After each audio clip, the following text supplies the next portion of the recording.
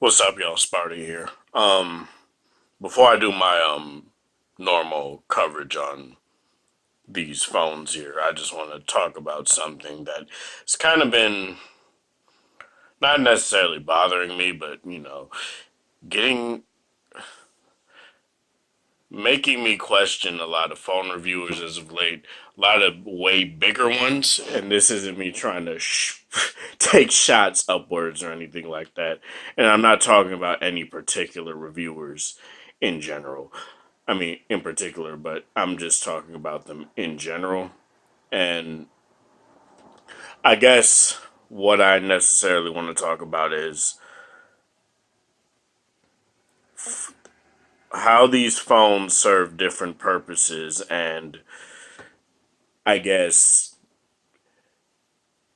putting comparing a phone like, for example, the BlackBerry Key 2 to something like the Samsung Galaxy Note 8 or S9 or Note 9 or anything or V30, V40 or whatever is not necessarily something that is the right thing to do when that doesn't necessarily make sense. Now let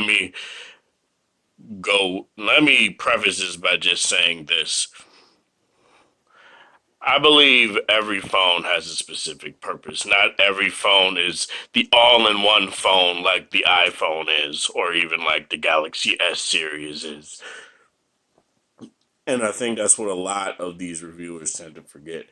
Like, I'm gonna go, and this mainly comes from people basically slagging the Key 2 for not having the best camera in the world or having the Snapdragon 835 or 845 and stuff like that.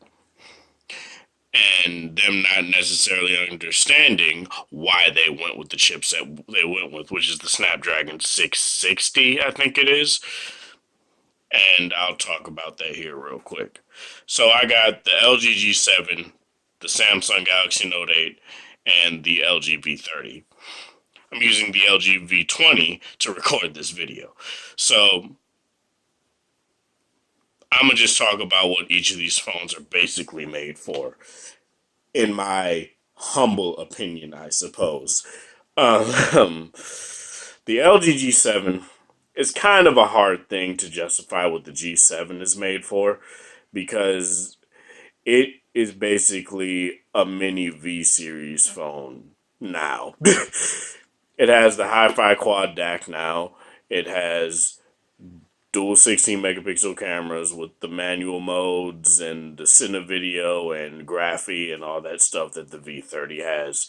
It has a lot of stuff that the V30 has, just a newer phone, and has slightly better stuff, but not stuff that I would necessarily say trumps the V30 in any way.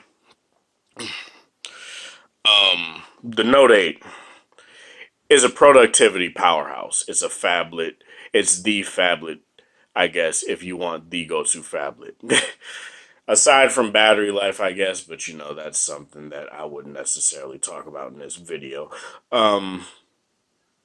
This is the phone you want to get if you like to be productive with your phone, if you like to have some sort of stylus and another way of input, if you want a very serviceable camera, a very good camera, but not the best in my opinion, especially if you don't like oversaturated photos, which is why it loses points for me. And the V30, or the V series in general. I'm going to just say G series, Note, and V series in general. But the G7 is very different from a lot of G series phones. That's why I'm just talking about the G7. The V30 is a content creator's dream. If you want to start out, I guess. I've been using I've been using the V series to basically record pretty much all of my videos ever since I've gotten like the G6. Like I've been using the V20 pretty much since then, and it hasn't failed me since. I've used the same V20 cracked screen and all since then. And pretty much every V series phone is durable, glass aside. It has mil standard A10G. It's made to be a resilient and very serviceable phone in a lot of aspects. You don't necessarily want to go with the manual mode, or the auto mode with this camera. It's made for you to test out the manual mode. That's why Graphy exists within the manual mode to set presets. And that's something I will indeed talk about. I'll do my G7 versus V30 video. What else? That's pretty much it. That's not the end of the video because the crux of this video is I have a real issue with reviewers comparing flagships to, mid-range phones and bringing up the price argument like that really matters. The G6 was 600, like it was like $650 when I got it. Nobody called that a mid-range phone. Nobody complained about that price. Yet when the G7 is, how much was it when I got it? It was $780 or something. That's how much I got it for. Oh, just because it's $100 more than the G6 and the S9 is out and it's been out for a few months and it's around that price, I'd say go with the S9. This is like something that I just don't really get. Then people bring up the OnePlus 6 and stuff like that. And I don't have any issues with OnePlus. I like OnePlus. I had the OnePlus 1 and loved it a lot. But it's just something that bothers me when a reviewer gets a phone that clearly isn't a flagship phone, that clearly isn't meant to do everything that a flagship phone does. It's clearly meant for an audience like the BlackBerry Key 2, which is the main reason I made this video. Now, I don't have it at the moment. I do plan on getting it, so just bear with me with that. It will be very late, and I probably won't get many views on it, but I do want to cover it because my first ever smartphone was a BlackBerry, so I do want to talk about that very much so. So yeah, people get the BlackBerry Key 2, right? The Key 1 comes out. People love it. People say, oh, it has the best battery life of any phone that came out last year with the cost of performance.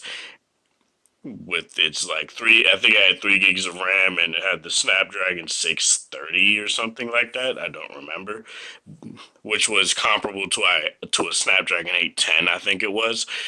And the 660 is comparable to a Snapdragon 820, which is what the V20 has.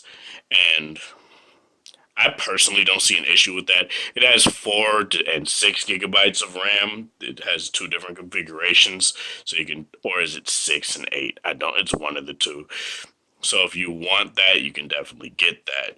But I think my problem is that people just want every phone to be a flagship, yet they don't want every phone to look like a flagship. It's kind of weird because you get a phone that's clearly meant for a specific use case, but then you want it to do everything that your Note 8 does, everything that your S9 does, everything that your iPhone does. Even though the BlackBerry has always been known to be a business phone, right? So why does it need the best camera? Why does it need to be playing graphically intense games at 60 frames per second and stuff like that? Why does it need to do that when it's not meant for that in general? That's just something why does it need? Now, a lot of people weren't saying that the 1080p screen on there was bad and like dull. They were just saying it wasn't bright. And while that's something I do indeed want, is a bright display, I can't necessarily, if this display is sharp, that's all I really care about. And that's just something that I will indeed say, and I will indeed touch on if I get the BlackBerry Key 2, which I do plan on doing. What else?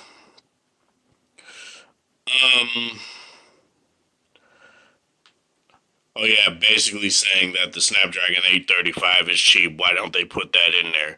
Because they put the Snapdragon 660 in there because it's a battery efficient chip.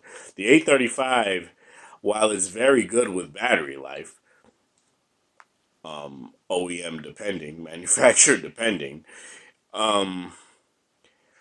It's very power hungry still compared to something like a low power chipset like the 660 based off the 820.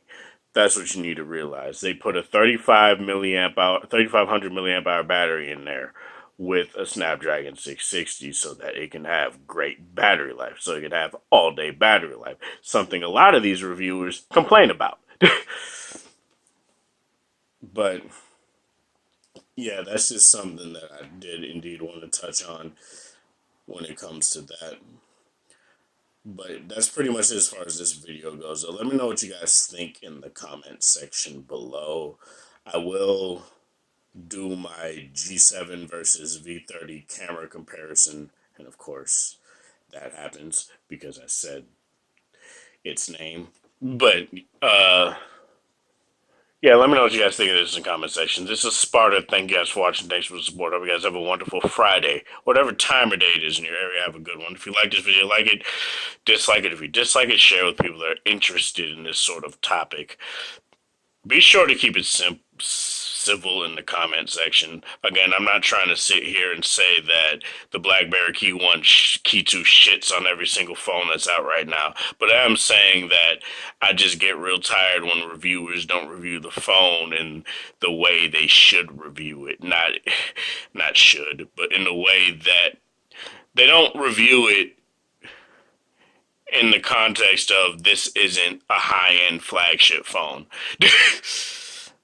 That's all I'm really trying to say. But yeah, if you're new to the channel, hit the subscribe button, hit the notification bell icon so you know when I upload my next video. Have a good one, you guys.